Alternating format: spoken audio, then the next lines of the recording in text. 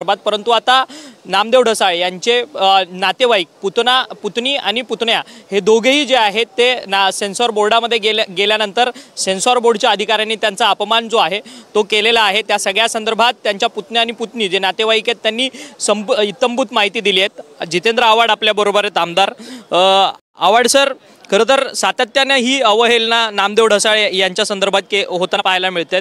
नामदेव ढसाळ हे पद्मश्री आहेत, जो पद्मश्री पुरस्कार केंद्र सरकारकडून दिला जातो आणि त्यांच्या उल्लेखनीय कामगिरीबद्दल दिला जातो, तरी देखील सेन्सॉर बोर्डचे अधिकारी जे केंद्राचे आहेत त्यांनाच या सगळ्या संदर्भात माहीत नाही आणि प्रश्न उपस्थित करतात। नाही, प्रश्न हा आहे की नामदेव ढसाळच्या नातेवाईकांना विचारायचं की एक तर तुम्ही मराठी आणि त्यातनं दलित, तुम्हाला कोण ओळखतं? म्हणजे दलितांना आता ओळख पटवून द्यावी लागेल। अरे आमची सर्वात मोठी ओळख आहे डॉक्टर बाबासाहेब आंबेडकर। तुम्ही त्यांना वर्गाच्या बाहेर बसवलं, पण त्यांनी वर्गाच्या बाहेर बसून या देशाला संविधान दिलं, ती आमची ओळख आहे। तुम्ही काय आम्हाला आमची ओळख विचारता? पण म्हणजे जात किती डोक्यामध्ये घुसली आहे लोकांच्या हे याच्यातनं स्पष्ट होतं। जात वर्चस्ववाद हा आता भारतासमोरचा सर्वात मोठी समस्या निर्माण होईल। परंतु पण सातत्याने असा अपमान नामदेव ढसाळांच्या बाबतीत होताना पाहायला मिळतो। जे नामदेव ढसाळ खरं तर एक लेखक, कवी, दलित पॅन्थरमध्ये नामदेव ढसाळांचा स्वभावच या देशाला योग्य आहे।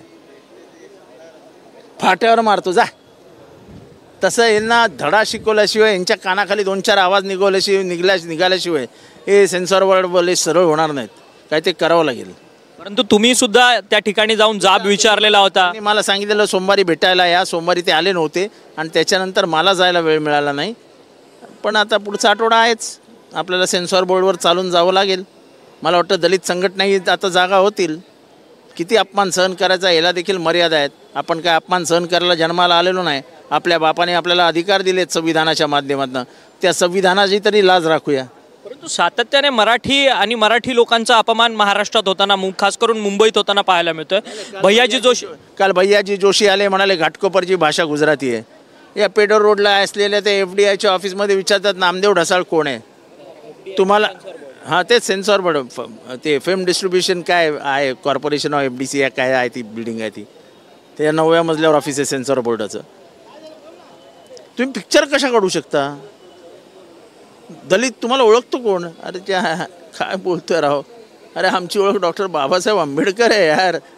या देशामध्ये कोणी कोणाला ओळखत नाही, पण एका माणसाला सगळ्यांनाच ओळखावं लागतं, त्याचं नाव डॉक्टर बाबासाहेब आंबेडकर आहे। परंतु ही वृत्ती कुठून येते? कारण की सातत्यानं जात वर्चस्ववादाची वृत्ती ही 5000 वर्ष लोकांच्या डोक्यात आहे। ही एवढ्या लवकर जाणार नाही।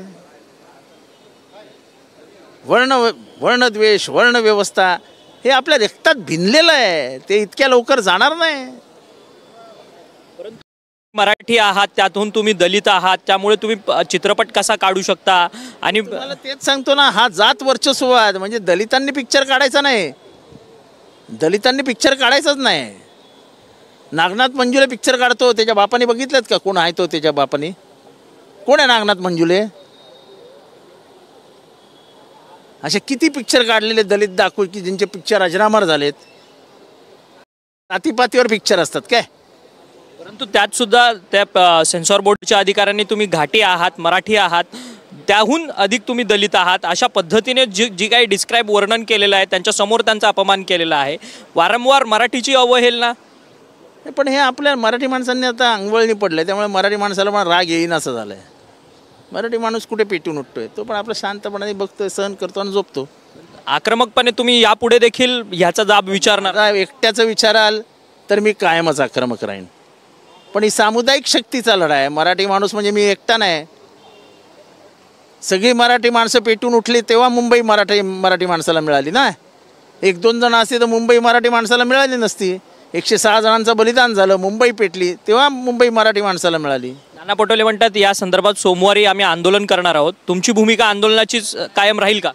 मी जो आंदोलन करेल मी त्याच्याबरोबर।